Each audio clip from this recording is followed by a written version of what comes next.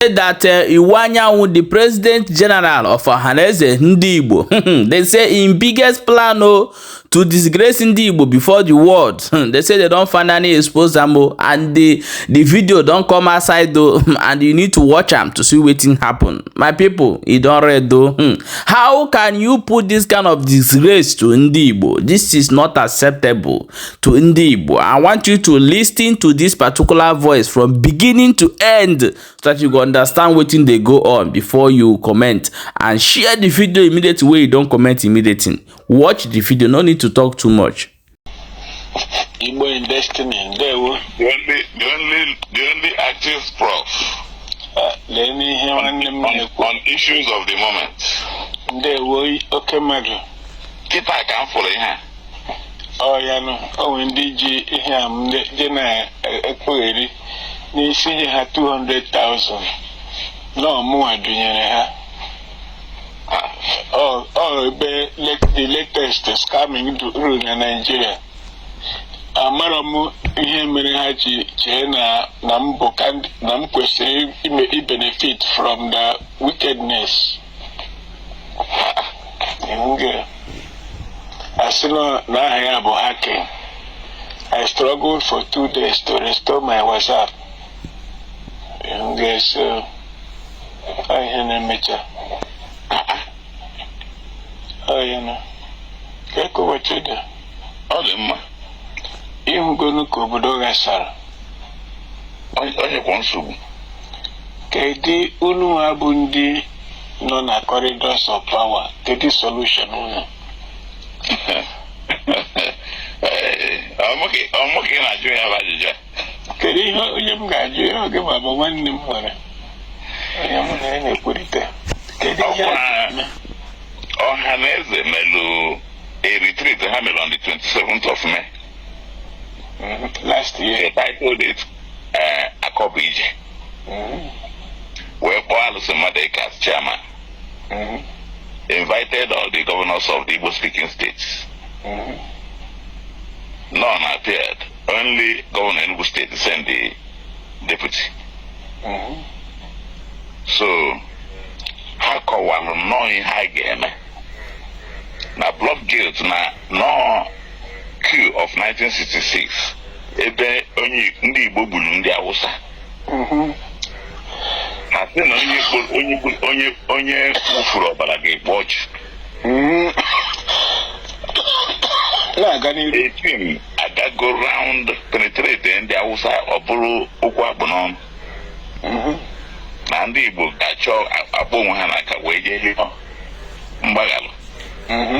Because now the blood vengeance that is crying vengeance of innocent blood. Now onye bulu papa ndị Fulani na afia bụ Chukwuma. So and now action and reaction are never equal. So now hate and operation ihe niile na-achụ Igbo came from that incident of 15th January. From that incident of 15th January 1966. I will send you the documents. Then anyị nwa bụ ndị Igbo malụ na ọ bụ na nwere ihe na-achụ anyị n'ilo na ọkwa maka na anyị bido n'ụlọ na-achụ onwe anyị. I went to Baton Rouge today. Akwụkwọ anyị ji go to the press. Mgbe na-asị ya mgbe akọstụrụ dị akwụkwọ wetara m ya na nche onye ọbụla ọ bụrụ 1 million ka a na-ebi, ọ bụrụ 500,000 na-ebi ewe bido ya bụ ibi. Ọkwa akwụkwọ ahụ ị dere? Yes.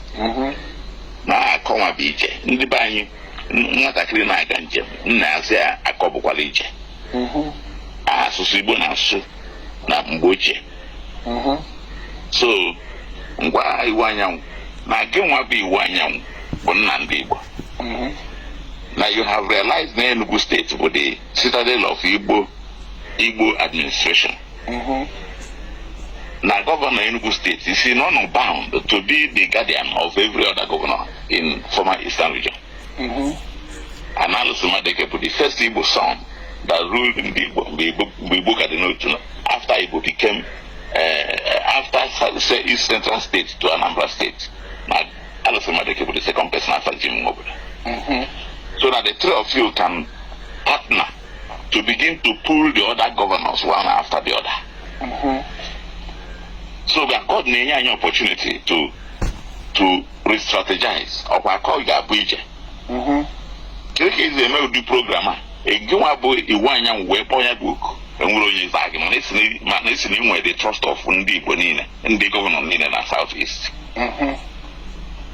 So, if they are advisable, we put up Alison Madeke. At the 100 people that were accredited to attend that function, and that was heads of organizations and parastatals and civil society organizations. And I documented it. So now here was set in motion from that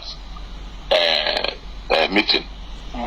The chairman of reconciliation, the chairman of peace building in Nigeria, Dr. D.N. Okechukwu, gave him 100,000 naira. Na ya mara ni ihe na Nigeria they completed no na without the pollution, without pollution na Igbo. Na nwere Igbo na-eje na mba ime gagaga. Now, Orukunu Mode, ịma na enwere reconciliation of 2019. Onye ya na onye? Oruku and Umode. In a pattern match, community pattern match.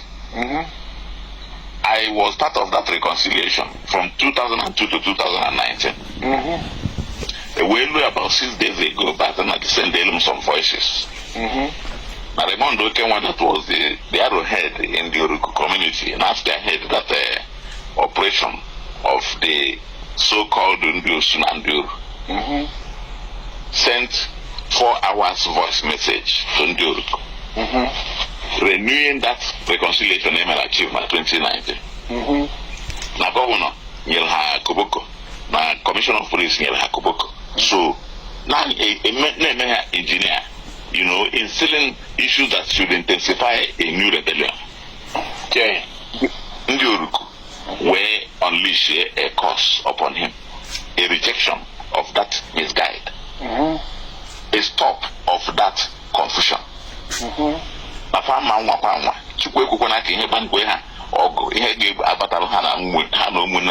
To start a war.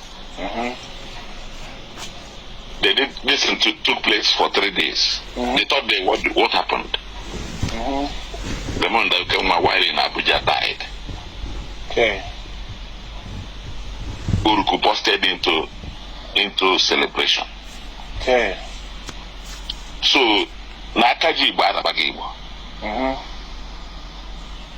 Oh, here, Anyama be book with the American Nigeria. If you go know Igbo men, 1966 Nigeria Jibosa. Because at the time of 1966, Igbo had no reason whatsoever to engage in talk less of being the champion. And we have not seen reason yet why we have to retrace our steps. And Igbo in Nigeria, Igbo more, no. But as a village, na family, Boze Alu Amakibu. Okay. Oh yeah, no ne. Now, Ngiwa, na ihe kire, na Ochilo, na Baton Match, who patrons of Destiny Lineage Trace and Global Family Reconciliation Initiative. So, na Anyanwu Ibonde, or Yanyanwu governor, the acknowledgement of the governor. Okay, go that later. The pioneer, Destiny Lineage Trace, and Global Family Reconciliation. So, we need a reconciliation at the family. And Ndigbo, they qualified. If we can restructure our family and unite as one, we can champion reconciliation across the world. The Shite and Sunni Buddhist were children of people of one destiny and one origin. Because of Nebulu, the last blood in line of Muhammad, Prophet Muhammad, died for 90%, Sunni to 10%. So that blood guilt of that innocent blood, because there wasn't any crime this man convicted to deserve his death. That is the conflict in the Middle East. The last cousin of that related to Muhammad, Prophet Muhammad, Okay. Oh, yeah, boy, you each way below Igbo. Never Muslim way to Igbo till date. So now that's Ali, one cousin Muhammad, Prophet Muhammad, or can I put a crime or committee? Each way. So he was innocent. All the same way. Chukwumanzo Obuji Webu Sadwana. Ndi Fulani will not avenge his death till date. So that can do organic and the aggressive the number me. Hansa Hanumuna over the years you were no Konamo. So this is what we are supposed to do. And until we rise to do it, nobody preacher I say yes. Not here with him. So our book has gone to the press. Oh, with the custom. So I think I name now. How many pages when we get cost oil? I cost oil. I was going back yesterday. Say, now I can make you go there. No, you know, you go 100,000. You can send legal materials of that I coverage. Who so now among the head of a parastatal that I have told you now, Destiny Lineage Trace and the Global Family Reconciliation Initiative. So we need to begin to reunify our family as a family of nation. Ndigbo, I don't know dilemma Nigeria, we chant a new song if we are able to achieve this. Then I could get about 2:27.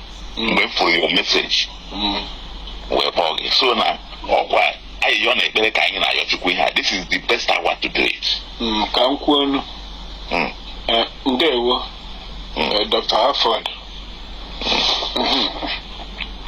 Abanyukwa now. Breme Banyuisino network. O nwere ajụjụ m ga-ajụ tutu m ekwu ihe m chọrọ ikwu. Ndị Fulani a unu na-eje ịrịọ arịrịọ ha bidoro gbuo ndị Igbo gbuo na 1937. Ha bịakwa gbuo ndị Igbo 1945. Ihe ọba ịnahụrụ kwuru okwu independence edunya Akintola North na 1953. Arapụ ịnahụrụ na ndị Yoruba bụ Akintola ndị na-ekwu independence gbuo ndị Igbo na 1953. Gbuchacha nke ọma. Taa ihe a niile ha na-egbu ihe a niile ndị Fulani na-egbu ndị Igbo, kedu mgbe unu ga-eme ya avenge? Unu wabụ ndị Igbo. Ajụjụ ka m jụrụ. Chere ka m bịa. Eze ndị Fulani agba Ahmadu Bello egburu, unu na-aga ịrịọ maka ya, ma abalị wee gburu eze ndị eze onye ozi Ahmadu Bello. Ndị Fulani ha abịago mee plead rịọ arịrịọ maka ndị Yoruba edunye Balewa quelling the weighty riots in Western region. Egbukata ndị Yoruba bụ ihe ogbugbu a na-egbu. Esi na ya bịa na-egbu ndị TV Ahmadu Bello, gbukata ndị TV Middle Belt a na-egbu. Bụ ihe wetara ndị a niile mere ku anwa. Ma treasonable fellow na Egypt agbolowo nga ọ na-egbu.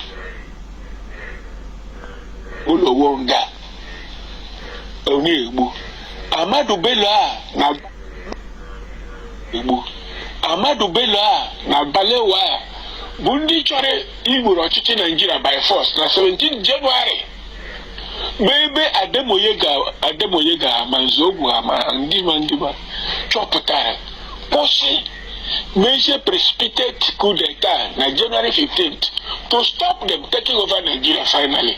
Where Nigeria may made to survive today. More coup of 15 January, there will be no Nigeria by this time. If Ahmadu Bello and Balewa have been allowed to carry out their own coup, that was to take place after Ahmadu Bello had returned from Lesser Hajj. So, unu emego ndị a niile avenge unu abụ ndị Igbo ma Ohanaeze. Lee ihe m na-agwa gị, ị ga-agwa ka unu dị bụrụ Ohanaeze ahụ na ndị na-eme nje. Unu gaa n'iru were inyere chakolu na-ete ndị Igbo n'iru. Unu gaa n'iru tewe ndị Igbo. Unu gaa n'iru. Ọkwụrụ na ha eme meeting. O nwere eso unu na-eme meeting. O nwere onye na-eso unu.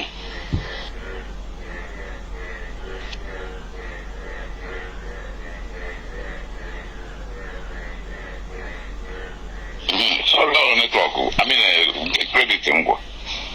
Kedu ebe m kwurutere okwu?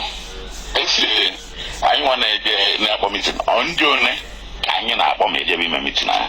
Ọ bụ ihe m jụrụ unu. Ọ bụ ka unu si bụrụ ndị na-amarọ ihe ọbụla na-eme na Naịjirịa, ihe ọbụla na-eme ndị Igbo, ihe ndị niile ndị arụrụ ala na-ele ndị Fulani na-arụ. Ndị na-ekwuchitere Fulani okwu bụ unu nwa niile bụ ndị na-eje meeting ahụ. Unu adịghị akpọ Igbo ọzọ ndị ga-agwa unu ihe a m na-ekwu. Si ihe a niile ndị Fulani na-egbu ndị Igbo gbukata 1937, 1945, 1953, gbukata ndị Yoruba in quelling wete riots, gbukata ndị TV, gbukata ndị Middle Belt. Ahmadu Bello na-ekwukwa ekwu na ihe a na Middle Belt bụ footstool ha na ha na-agị deep Quran to the sea, na ha ga-akọnka ma Igbo ma Yoruba ma gịnị. Ihe niile a na-eme mekata tupu eme that coup. That coup d'etat, a coup d'etat, January 17th, 1966.